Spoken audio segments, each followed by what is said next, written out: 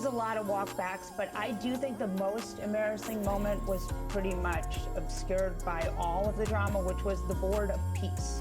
Where the Board of Peace. This is important because people miss.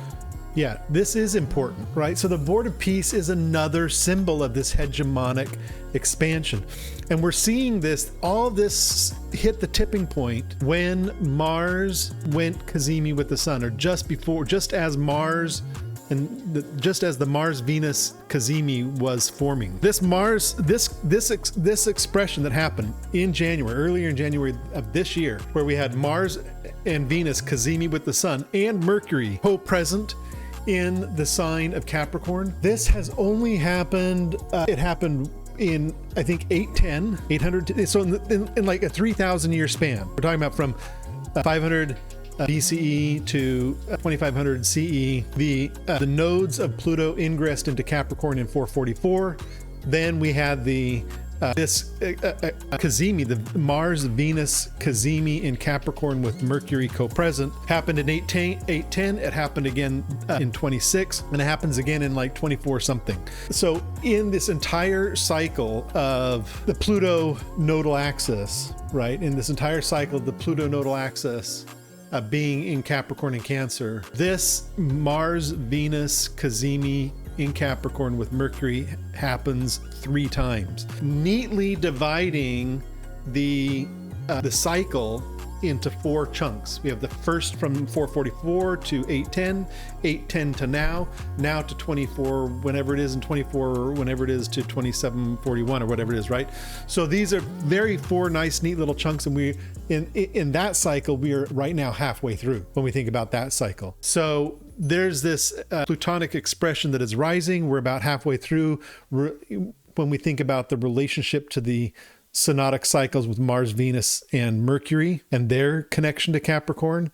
And we're about 2/3 of the way through in terms of relative time, Saturnian time. I think just a few more words here, and then I'm going to jump into some of the other material. Because it came at the end, but it was really embarrassing. $1 billion a membership. It was meant to be like Mar-a-Lago. We could not. Yeah, so that's Board of Peace. Yeah, I got distracted. But the Board of Peace is a concept was created for Gaza, now is being turned into something that is, a group of people and countries that are willing and able to pay $1 billion for entrance into this club. Or, it's the formation of a more centralized Kabbalistic power with Trump as the head of that until he dies, which we don't know how long that's going to be. But then he appoints his own successor, which could be his child, and then they appoint their successor, right? And at that point, that is the establishment of an empire. We have an emperor at that point. And even if he only minorly succeeds, once he gets a few $billion from these countries and they're in it for life, the money is going to get them, what's the phrase? Yeah, they're going to be invested in this, in the ongoing structure of this. It's basically the reestablishment of an empire is this Board of Peace. Not get anyone in there who was a sort of NATO good.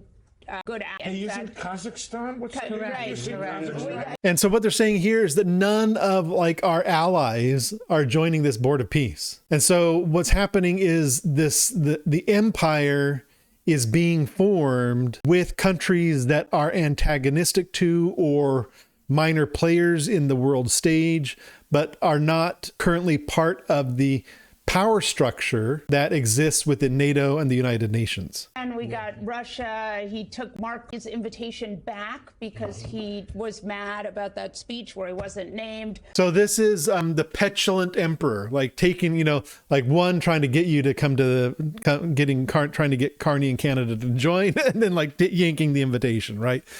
So I think that's enough for this newscast. Now what I want to do is just talk about the word plutocracy itself. And you should see it here on the screen.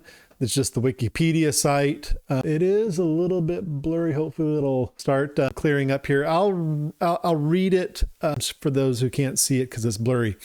A plutocracy, from ancient Greece, Plutos, wealth, and kratos, power or plutarchy, is a society that is ruled or controlled by people of great wealth or income. It can be considered a specific form of oligarchy, rule by the few, where the ruling few are wealthy. The first known use of the term in English dates from 1631. It is not rooted in any established political philosophy. So I think this is an important thing. We hear in the news, we talk about the rise of oligarchy, and oligarchy, it means the rule by the few. But really what we're talking about is a plutocracy, a plutarchy, which is a very specialized form of an oligarchy. And this is important because the root of the word plutarchy and plutocracy is Pluto. And that's what we're talking about in the archetype of the oligarchs, of the plutarchs, of the hegemon. We're talking about Pluto. Pluto is power, wealth. Pluto is the archetype of the most absolute power. Pluto is the lord of death, and nothing that we know of survives death. Everything that is born dies. Death represents the absolute power that cannot be denied. And so when we use the word Pluto, this is like saying a deathocracy, right? In a way, a deatharchy. It doesn't sound as sexy as a plutocracy, but even that isn't really sexy.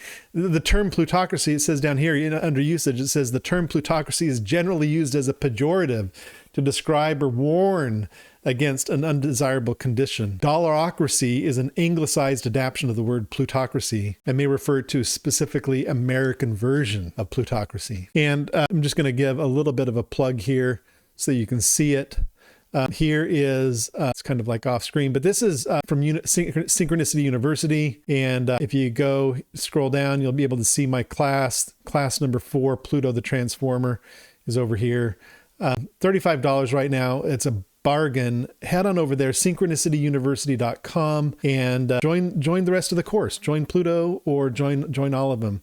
There's a bunch of other great programs. This is Synchronicity University is run by Nadia Shah, fantastic person who's supporting astrologers all over the world. So kudos to her. Just wanted to plug that a little bit. And then I think, next what I want to do is flip over. Hold on a second. Let me just come back over here. So that's, we looked at some of the poking fun with the Star Wars themes. We looked at, the real tragedy that's going on in Minneapolis right now. There's tragedy all over the world happening. And I don't want to, just because it's happening in Minneapolis and it's closer to home, I don't want to kind of like smooth over the fact that this is tragedy is happening all over the world, in Iran, in Ukraine, in Gaza, in, just all over the world, we're seeing this stuff. So, the U.S. people in the U.S. get really shocked when it's kind of like comes home to roost so close to home. It is shocking here in the U.S. It's not something that happens normally, but what we're seeing is that this is kind of like the new way of things. And it's important to think of it like that because this archetype of Pluto is a global rising phenomenon. And we had this tipping point here just a few weeks ago. We're still in January. We're still in the middle of the tipping point, really. But astrologically, that tipping point was the Mars-Venus cazimi of 2026. So early 26 was the tipping point for this. We're going to see it. We're going to see it continue to rise, but lost my train of thought there. Sorry. Let's go on. So the next thing that I want to talk about is I'm going to bring up the nodes of. So I'm talking about the nodes of Pluto, right? The nodes of the moon, the nodes of any planet. What are the nodes? So really, I want to kind of help clarify that for people. What you're seeing on the screen right now, and I wonder if I can, if I draw on it with this laser pointer, you're not going to be able to see that, I don't think. I wonder if I draw on it with an actual pen. Give me just a second. Yeah, you can see the pen. All right. So what we're looking at here is a very crude diagram. These purple lines represent kind of the if we were to look at the solar system sideways, right? We have the sun here, the center of the solar system, and then planets orbit the sun. This will pretend this is the Earth. we'll pretend this is Pluto here. Now, the planets orbit the sun, but they're not all exactly perfectly flat. It's not like they all are in exactly the same line, but they do all kind of fit in this band, kind of like there's this band.